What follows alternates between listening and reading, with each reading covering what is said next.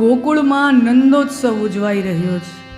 વર્ષોની જેની પ્રતીક્ષા હતી, નંદ બાબાને માં યશોદાને ત્યાં કેટલાય વર્ષોની પ્રતીક્ષા પછી પારણિયું બંધાણું છે અને એનો હરખ આખા ગોકુળ ગામને છે.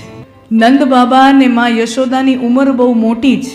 લગ્નના ઘણા બધા વર્ષો વીતી ગયા, પણ ભગવાને સંતાન સુખ લખ્યું નહોતું. હા, નંદ બાબાને યશોદામાની ઉંમર શાસ્ત્રો કહે છે કે બહુ દાંપત્ય જીવનને બહુ બધા વર્ષો નીકળી ગયા છે અને સંતાન સુખ નહોતું. અને સંતાન સુખ મળ્યું તો કેવું, સાક્ષાત અખિલ બ્રહ્માંડનો નાયક એને ત્યાં દીકરો થઈને આવે. અખિલ બ્રહ્માંડનો ધણી, એજી તારા કેટલા જન્મની કમાણી, નંદ રાણી તારા આંગણીએ. ભગવાન સાક્ષાત સ્વયં ભગવાન નંદરાણીના આંગણિયામાં આમ બાખોડિયા ભરી ભરીને હાલતા હોય. 4 પગે છોકરું હાલે, બાખોડિયા ભરી ભરી ઠુમક ઠુમક ઠુમક. એ શું નંદરાણીની શું એના અહોભાગ્ય કહેવાય. 10મા સ્કંદમાં 18 શ્લોકો નંદોત્સવના છે. નંદસ્ત્વાત્મજ ઉત્પન્ને શ્રી શુક ઉવાચ. નંદસ્ત્વાત્મજ ઉત્પન્ને જાતાહલાદો મહામનઃ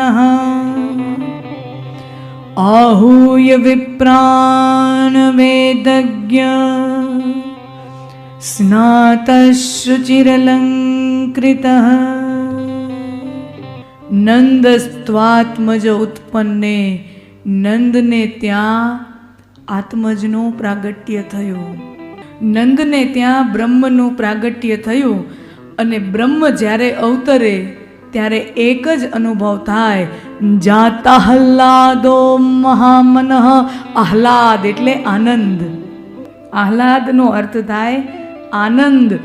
જાતાહલાદો, બ્રહ્મનું જ્યારે પ્રાગટ્ય થાય છે, શ્રી કૃષ્ણનું જ્યારે પ્રાગટ્ય થાય છે, ત્યારે સર્વ ગોકુળવાસીઓને એકમાત્ર અનુભવ થાય છે અને એ છે આનંદ. અને મને તમને જ્યારે જ્યારે આનંદ મળે ને, આપણે જોજો જીવનમાં જ્યારે ને જ્યારે મને તમને આનંદ મળે ને ત્યારે આપણું મન મોટું થઈ જાય. જોજો, જ્યારે ને જ્યારે બહુ આનંદ આવી જાય ને, બહુ મોજડી ફૂટે ને, ત્યારે માણાનું મન મોટું થઈ જાય, મોટા દિલવાળો થઈ જાય. અહીંયા નંદ બાબાને આનંદ મળ્યો, શ્રી કૃષ્ણનું પ્રાગટ્ય થયું, નંદ બાબાને ત્યાં ભગવાન અવતર્યા, બ્રહ્મનું પ્રાગટ્ય થયું, તો નંદ બાબાને આનંદ થયો અને નંદ બાબા જાતાહલાદો મહામનઃ. નંદ બાબાનું મન મહાન એટલે મોટું બની ગયું છે. અને કહેવાય છે નંદ બાબાએ 2 લાખ સોનાના અલંકારથી સુશોભિત ગાયોનું દાન કર્યું છે. 2 લાખ સોનાના આભૂષણોથી સુસજ્જ શણગારેલી 2 લાખ ગાયો નંદ બાબાએ દાનમાં દીધી છે. આહુય વિપ્રાણ વેદજ્ઞ સ્નાત શુચિર અલંકૃત. આનંદ થયો એટલે નંદ બાબાનું મન મોટું થઈ જાય, માં યશોદાનું મન મોટું થઈ જાય. આ સુખ અને આનંદનો ફરક છે. સુખ મળે ને તો કદાચ મન હાંકડું થાય હો. સુખ મળે ને તો કદાચ મન હાંકડું થઈ જાય. સુખ મળે ત્યારે કદાચ આપણે લોભીય થઈ જાય, આપણે કંજૂસ થઈ જાય. અને અમે નિયમ છે, જેમ જેમ લાભ વધે ને એમ લોભ વધે. જોજો, જેમ જેમ સુખ વધે, જેમ જેમ લાભ વધે ને એમ લોભ વધે. આ માણાની જેમ જેમ કમાણી વધતી જાય ને એમ લોભિયો થતો જાય. તમે જોજો, અનુભવ કરજો. માણા ઓછું કમાતો હોય ને તઈ વાપરે, પણ બહુ વધારે કમાય ને તઈ તમે જોજો, એવા અમુક દાખલાઓ જડશે તમને. અનુભવ. આ લાભ વધે એમ લોભ વધે વધે વધે ને વધે. સુખ મળે ને ત્યારે માણા કદાચ હાંકડા મનનો થઈ જાય. સુખ મળે માણા સ્વાર્થી થઈ જાય કે આ મારી પાસે છે ને તો બીજા કોઈ પાસે ન હોવું જોઈએ. બરાબર ને? આ મારી પાસે છે તો બીજા કોઈ પાસે ન હોવું જોઈએ. માની લ્યો તમારા પતિ ધંધાના કામથી ક્યાંક વિદેશ ગયા હોય, સમજી લ્યો, બરાબર, એજન્સી બેજન્સી લીધી હોય ને એમાં વર્ષનો સરસ મજાનો સેલ્સ થયો હોય તો કંપનીવાળા મોકલે ને, વિદેશની ટિકિટો કરી દે ને ઇનામ રૂપે. તો માની લ્યો કે કંઈક વિદેશમાં ગયા હોય ને તો પતિ ત્યાંથી, તમારા પતિ 5,000 રૂપિયાની પરફ્યુમની બોટલ લઈ આવે તમારા માટે. સમજી લ્યો, ઉદાહરણ તરીકે. માનો કે અહીંયા ગયા ને 5-10 હજારની પરફ્યુમની બોટલ, મોંઘા માયલી પરફ્યુમની બોટલ અટલીકડી હોય, પરફ્યુમ એવું હોય ને, જેટલી મોંઘી ને એટલી નાની, 150 રૂપિયાની આવડી આવે, ઝીકું કરી નાખે માણસ. 5000 રૂપિયાની બોટલ હોય પરફ્યુમની, એટલી હોય, તમને ભેટ તરીકે લઈ આવે, વિદેશથી આવે ને પત્નીને હાથમાં આપે, અને તમે એને બહુ જીરવીને વાપરો. હું કામ? કારણ કે મોંઘી છે, અમારા ઈવડા ઈએ દીધી છે, અને પાછી બહુ મોટી મોંઘી બ્રાન્ડની છે, એટલે આમ એનાથી તમને સુખ મળે છે, એટલે તમે પોતે જીરવીને વાપરશો. આમ જરાક એને આમ દબાવશો, વધારે નહીં, જરાક વધારે હળવી આંગળીએ, વધારે ન દબાવાય છે. આ ઓલું સેનિટાઈઝર જેવું છે. આપણું ઘરનું ડબલું હોય ને તો જરાક પૂચુક, પણ ક્યાંક બહાર ગયા હોય ને બીજાનું ડબલું હોય તો પૂચુક. અહીંયાથી લઈને સેનિટાઈઝરથી નાઈ લઈએ આપણે. આપણું ઘરનું હોય તો જરાક પૂચુક, બીજાને ત્યાં ગયા હોય ત્યાં પૂચુક કરીને અહીંયા સુધી નાઈ લઈ. બધાય કોરોના મરી જાય ને અહીંયા જ્યાં આવ્યો હોય. એટલે માણસનો સ્વભાવ છે. તો સુખ મળે ને ત્યાં માણસ લોભિયો થઈ જાય, કંજૂસ થઈ જાય. 5000ની બોટલ હોય ને તમે જીરવીને કેટલી વાર સાંભળો, અને તમને પછી ફોન આવે.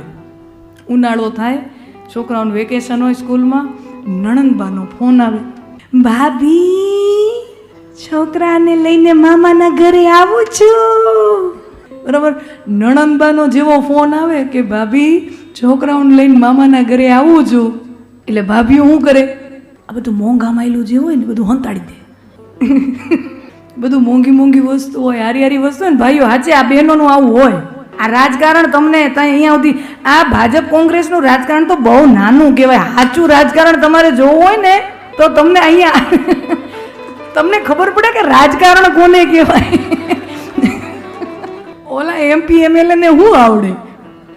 સાચું રાજકારણ તો અહીંયા હોય. તમારું સુધી ન પૂગતું હોય આ બધું. પણ મારો સ્ત્રી શરીર રહ્યું ને એટલે મને ખબર હોય, એટલે હું તમને કહું.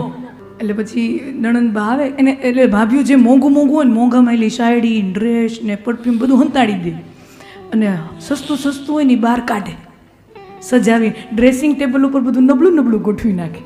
પછી નણંદબા આવ્યા હોય અને નણંદબા ડ્રેસિંગ ટેબલ ઉપર ઓલો 150 રૂપિયાનો આવડો પરફ્યુમની બોટલ રાખી હોય, અને નણંદબા જરાક રૂમમાં જાય ને આમ જોઈએ, પછી આમ જરાક આમ કરે, ભાભી આ સરસ છે, હે બેન તમને બહુ ગમ્યું, આ તમારું લઈ જાઓ. વિચાર કરજો, 5000 વાળું તો હંતાડી દીધું હતું, અને આ 150 વાળામાં ઉદાર થાય, ના બેન બા તમે લઈ જાઓ. કહેવાનો અર્થ, જ્યાંથી મને ને તમને સુખ મળે છે, જ્યાંથી મને ને તમને પ્લેઝરેબલ ફિલિંગ આવે છે, જ્યાંથી પ્લેઝરેબલ એક્સપિરિયન્સ મળે છે, હું ને તમે એ બાબતમાં સ્વાર્થી થઈ જઈએ છીએ. જ્યાંથી સુખ મળે ત્યાં માણસ નાના મનવાળો થઈ જાય, સ્વાર્થી થઈ જાય, ટૂંકા મનવાળો થઈ જાય. પણ માણસને જ્યારે સાચો આનંદ મળે ને ત્યારે એ મોટા મનવાળો થઈ જાય. માણસને જ્યારે સાચો આનંદ મળે ને ત્યારે મોટા મનવાળો થઈ જાય. એને એમ થાય કે હું શું દઈ દઉં. આ આનંદ, કારણ કે એને આનંદ જ એટલો છે, એના હૃદયમાં આનંદ જ સમાતો નથી, એનું મન આપોઆપ મોટું થઈ જાય. આ સુખ અને આનંદની વચ્ચેનો ફેર છે. અને એટલે જ જ્યાં લાભ વધે તો લોભ વધવાની સંભાવના છે, પણ જ્યાં આનંદ વધે ત્યાં સંપ અને સહકાર વધવાની સંભાવના.